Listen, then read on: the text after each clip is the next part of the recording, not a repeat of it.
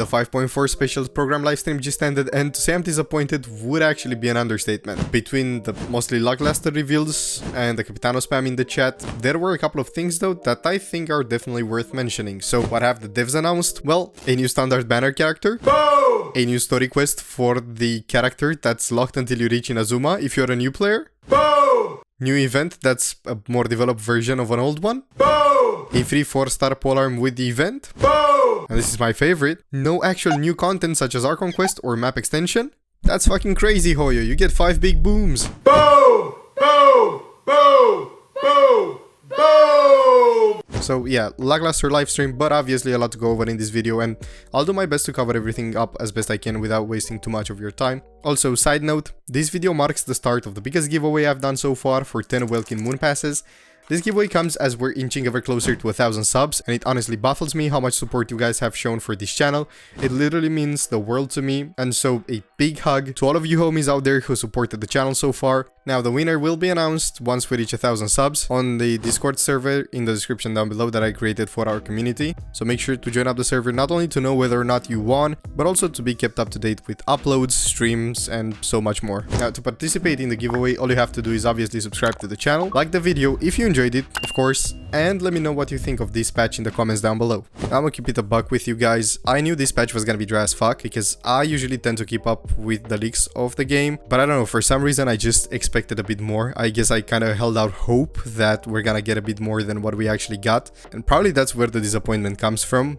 Which, speaking of disappointments, probably the biggest disappointment is the fact that we get no map extension. Yep, you heard it right. I'm sorry to all of my exploration enjoyers out there, but we get 2 patches in a row with absolutely no map extension whatsoever, which is absolutely mental. A map extension might not sound like a lot to many of you, but it definitely is a lot. Map extensions come with new world quests that add a ton of depth to the world building of Teyvat. They usually give out some info on the lore of the game, and in my opinion, map extensions are the one part of the game that's absolutely vital to the game feeling alive. It is the one part of the game with which we interact with the most, no matter what. So having 2 patches in a row that give no map extension, it legit feels like the development has been put on pause for 2 months straight. Obviously, the devs are not on a 2 months break. It probably has to do with the fact that other games such as WoWA have released versions that have new regions to explore, and they don't really want to compete for that, which makes a lot of sense. I guess we'll have to wait and see exactly what they cook for 5.5. As far as I know, the Volcano region should come out and possibly some other region around it as well. But I guess we'll have to wait and see, because while we do not get a new region now, hey, at least we get a new character, right? Well, yes, but unfortunately Mizuki is a standard banner character, and to give you a short breakdown in terms of her place in the story and her kit, she's basically a traveler that goes around Teyvat, more notably around Natlan and Inazuma for business and to help people suffering from nightmares, since she is a therapist. They mentioned in the livestream that she's also a shareholder for a onsen or like bathhouse, and also Yaemiko's friend. Obviously, you're gonna get extra level up materials if you finish her story quest, which, unlucky if you're a new player and you happen to get her. And apparently the story quest in question goes over how somebody wants to take down her business or something, and we basically have to slap their cheeks. Very nice, I know, very innovative from Hoyo, we've never done this before. As for her kit, her elemental skill is called Dream Drifter. She floats around and deals anemo damage. It increases swirl damage for the whole team as well, which is very nice, but it unfortunately all ends when she goes off field.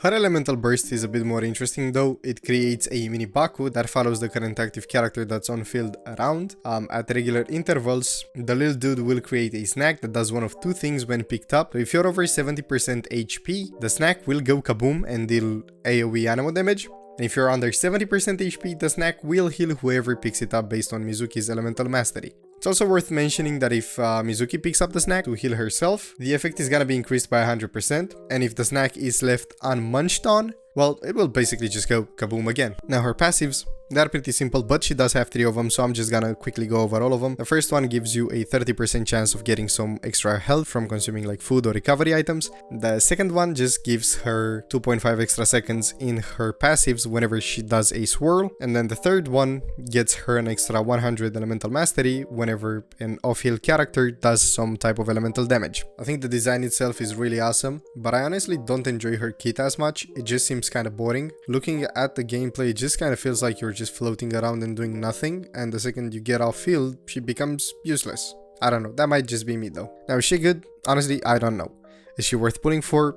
This obviously is up to you whether or not she's worth pulling for, but again, what's really worth pointing out and keeping in mind is that she will be a standard banner character after 5.5, and knowing how pulls go in this game, I think sooner or later, whether you like it or not, you will have her on your account. Honestly, just like with every other standard banner character, that's not up to you, it's up to that character, whether they want to fuck up your pulls or not. Now, I'm obviously not gonna go into details about her materials and all that jazz. I'm just gonna put this up on the screen. If you want to, you can grab a screenshot. It has everything you need to know about her materials, but I simply cannot go without mentioning one thing that I find really funny from this screenshot with all of her materials is that she uses stuff from both Arlecchino as well as Natlan, which just gives me like super hard Mr. 305 vibes for some reason. She's all over the place. She's got stuff from Fontaine, she's got stuff from Natlan. She is a character from Inazuma, just fucking Mr. 305 all over. The banners for the patch, although I'm pretty sure everybody knows them already, are gonna be for phase 1 Mizuki and Sijuin, and for phase 2 Furina and Riceley. The big event of this patch will be the Mikawa Festival, which, as far as I understood it from the people on the live stream, was already an event before, only it was a lot smaller. Obviously this one is gonna be a lot more developed because it is the big event of the patch. The festival is supposedly game developed team because all 3 of the games are in-game storyline developed by playable characters. I'm not gonna go exactly over who developed them, but the first one is a 2D platformer where you play as a fox and you just jump between these platforms. The second one looks still like a platformer, only this time it's not 2D, it's actually like third person.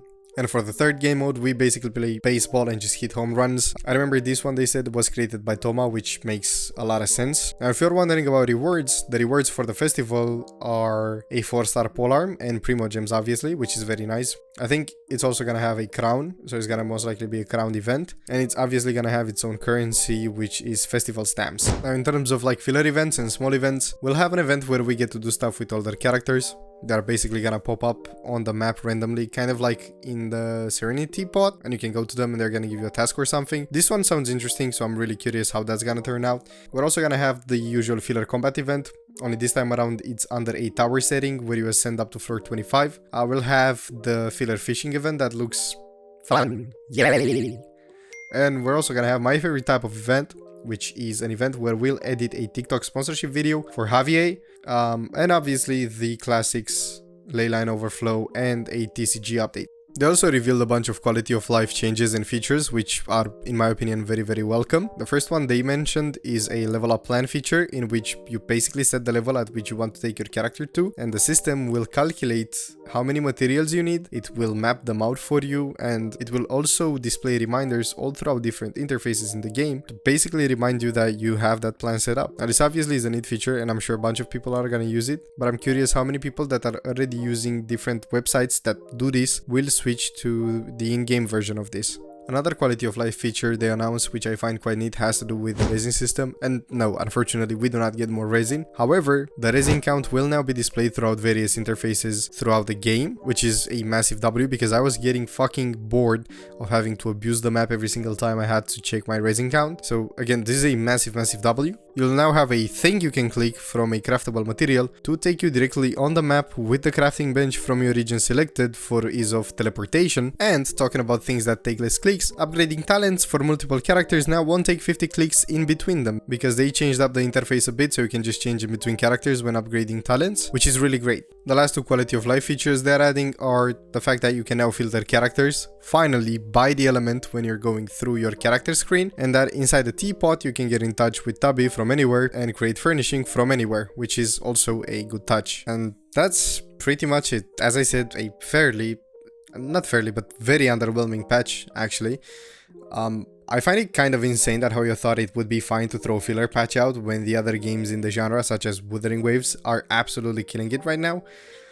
It would have been so much better if, besides the mostly recycled events that have been slightly tweaked, the new standard banner character that has a boring static kit where you just float around and basically do nothing as its quote-unquote gameplay. Now just imagine how much better it would have been if, besides all of this, we also got a map extension with either the volcano that's active in Natlan or some extension to Mondstadt, I don't even know.